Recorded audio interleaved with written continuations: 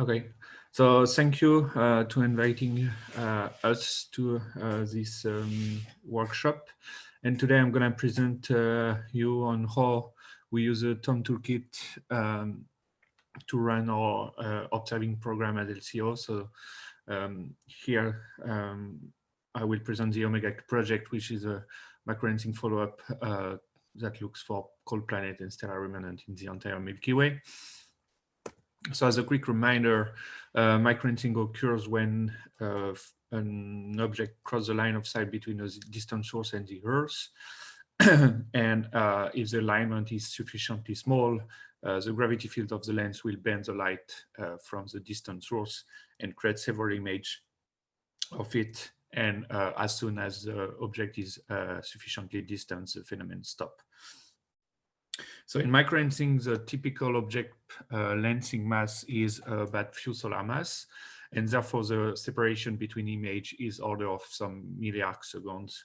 So basically it's not resolvable by current telescopes. So the only phenomena that we see is the brightening of the source. And due to the relative proper motion between the source, the Earth, and the lens, what is really observable is a brightening light curve of the source that creates this kind of symmetrical transient light curve. And because what you observe is actually the effect of the gravity field of the lens, you don't need to measure the flux, and therefore microlensing is sensitive to a wide range of objects that includes stellar remnant and particularly stellar mass black hole. And as shown by Łukasz-Wysokowski et al., actually some microlensing candidates can complement our knowledge of black holes by complementing the mass range, exploring with various methods, such as LIGO-Vargo black hole or electromagnetic black holes. But microlensing also have been used for 25 years now to look for exoplanets, and as you can see on the plot on the left, which is a mass of the planet versus distance to the host star, microlensing technique is sensitive to planet orbiting beyond the snow line of their system, where actually transit and radial velocity method are less sensitive. In fact, this method are more sensitive to planet orbiting inside the snow line. So to study the demographics of planets on the entire parameter space, the complementary of this technique is very valuable.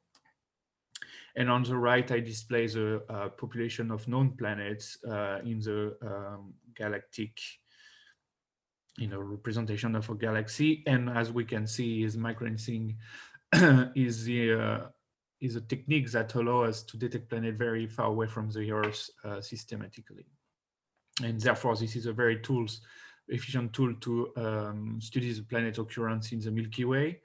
And so far, microlensing survey have focused only towards the galactic bulge because this is where the microlensing event rate is the highest.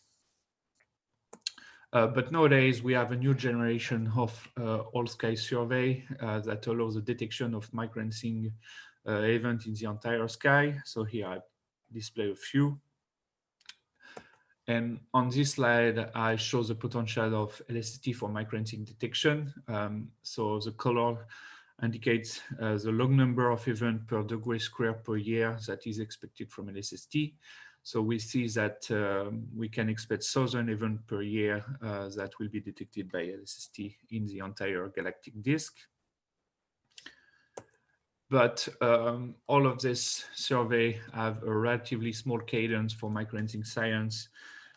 Here I take the example of ZTF, the first year of ZTF, and we see that at the maximum we can expect a couple of points per week, which is not sufficient to well characterize the microlensing system, and therefore there is a need for photometric follow-up of this microlensing candidate, and this is the goal of the Omega project, which is a partnership between LCO and several institutions worldwide.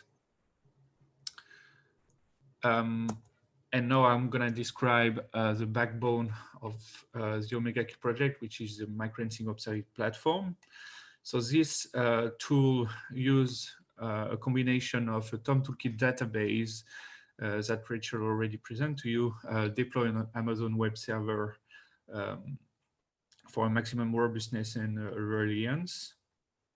And all of the, I will describe all of the tools we created to reach our science goal, and everything is open source, and you can find all these tools in this GitHub link here. So in short, our strategy is to be able in a fully automated way to harvest microlensing candidates from various sources, and as needed, we want to trigger extra follow-up. And the ultimate goal is, of course, to combine this data to find new microlensing science. And we want this to be fully automated for two reasons. The first one is to try to decrease human biases selection. And the second is to be able to make more science and spend less time on running our observing program. Okay, so the first task of MOP is to harvest event candidates from various surveys, including all historical microlensing surveys such as Ogle and MOA, as well as Gaia, ZTF, etc. So to do this, we have developed our own broker, and we are also working on, of course, using this very nice brokers specially designed for LSST. So it is still under construction. So for example, for ZTF right now, we use the list of candidates that Pierre McMorrow's update on his personal web page. And using this, this list, we can use the built-in Mars broker inside the TOM to download the photometry and create new event in our MOP system. The second task of MOP is to run real-time modeling of all the events to be able to rank them in order to relative to their observing priority. And to do this, we can use the AWS cluster facility. By this, I mean as much as CPU as you need, you can easily trigger that on AWS, and it's very easy to do with the TOM toolkit and AWS. So as soon as the fit is done, we can use a microlensing parameter to compute what we call our TAP priority, which is actually our observing priority. And as you can see on this page, we modify strongly the TOM toolkit to reach for our needs, our science needs. But again, the TOM toolkit is very flexible, and it's very easy to do.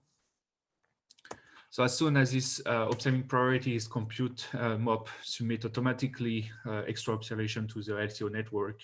And we have also the tools to submit manually only right now to the AEON system. And I will finish with some example. So this event was triggered by the Gaia alert index on 16th of February. Looks like a potential microlensing event. The MOP system catch this event 4 hours the publication date, and he decided that was an interesting event to follow and trigger extra observation. And in fact, we were able to catch our first image 15 hours after the publication. We are quite happy about that. And it turns out this event is of very good interest for us because we catch a very nice caustic crossing event with the LCO follow-up. So this indicates this event is a binary lens that is currently under investigation. But here I show you another example where actually the MOP trigger was even faster. We catch our first image 6 hours after the publication from the Gaia alert index. And to finish, I will present one of the results we get from the first 6 months. GA20 both, we catch an anomaly on the peak. Thanks to our follow-up, it seems this event is due to a binary lens with a mass ratio of 4%, and therefore the companion is probably at the brown dwarf massive planet boundary, and it turned out it probably is the first Gaia planetary candidate. So we are pleased by this result, and I would like to thank the organizer again. And I take any question.